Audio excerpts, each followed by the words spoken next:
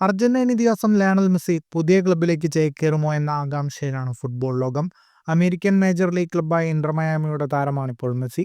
2023 July 15-നാണ് Lionel Messi Inter മയാമിയിലെത്തിയത്.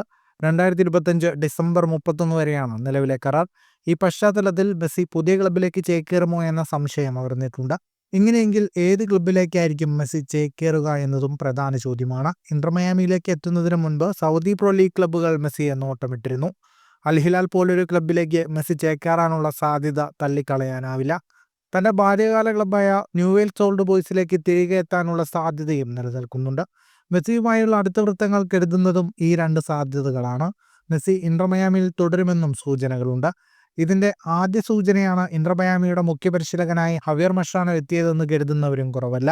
കാരണം മെസ്സിയും മഷ്റാനോയും മുൻ സാധാരണങ്ങളും അടുത്ത സുഹൃത്തുക്കളുമാണ്. ഇന്റർ മയാമിക്ക് വേണ്ടി ഇതുവരെ 39 മത്സരങ്ങൾ മാത്രമാണ് മെസ്സി കളിച്ചത്. ഇതിൽ 34 ഗോളുകൾ നേടി, 18 ഗോളിന് അസിസ്റ്റ് നൽകി. മെസ്സി എത്തിയ ശേഷമാണ് ഇന്റർ മയാമി ആദ്യ കിരീടം സ്വന്തമാക്കിയതെന്നതും ശ്രദ്ധേയം.